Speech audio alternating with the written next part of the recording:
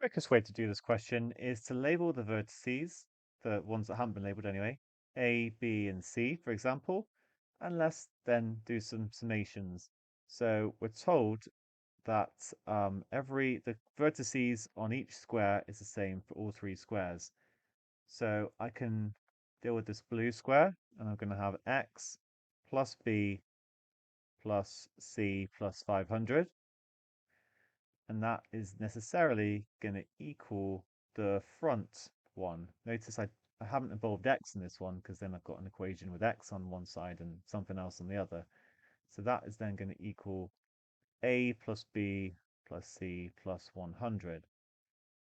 Okay, there is another one we could write down, x plus 100 plus a plus 500, but actually we can do it without that. We can cancel out the b plus c's, and therefore it must be that x is equal to a minus 400. So the only possibility, actually, if a was 400, we'd have x as 0. That can't work. A's got to be bigger than 400. It can't equal 500 because that's already been used, so it must be 600. And therefore x must be 600 minus 400, which makes it 200. Just going to go through this question in an alternative way. I think it's good to talk about. It's not as quick and easy as this way, but it is more powerful if you're trying to find like all solutions, for example, or more complicated problems. Let me go through it. So we know we have to use these numbers here. And what I could actually do is sum all of the faces, in which case on the front face, I would add 100 and then these. But if I deal with the left face, the back left face, I would add the 100 again and the A again, then these two.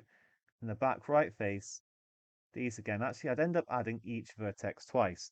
So if I sum all three, it's actually going to be two lots of 100 plus 200 up to 600. So if I want the sum on one face, I can then just divide that by 3. So that is going to be my total. Okay, that is just, it has to be like that. We can factorize out the 100 to make it 200 times 1 plus 2 plus 3 plus 4 plus 5 plus 6 all over 3.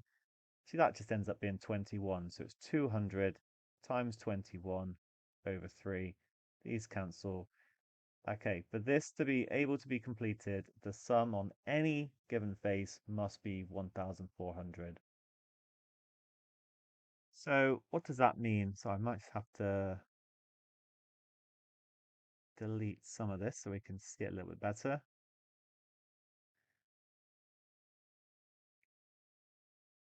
Okay, then a plus x is immediately going to be 1400 minus 600, so it's got to be 800. Actually, that must mean that we use 600 and 200. That's the only possibility, but I haven't quite shown that that means that x is 200, so we can keep going. Then I've got a plus b plus c must be 1300 because I'm just minusing the 100 from the 1400. And then x plus b plus c is going to be 900. So I could actually subtract these two to give me a minus x is 400, and then add, wait, I guess minus these two actually, because then I'll get 2x is 1200, from which I can get x equals 600. So it works really nicely. It's a bit more involved, I know, but it is really powerful. Okay, hold on.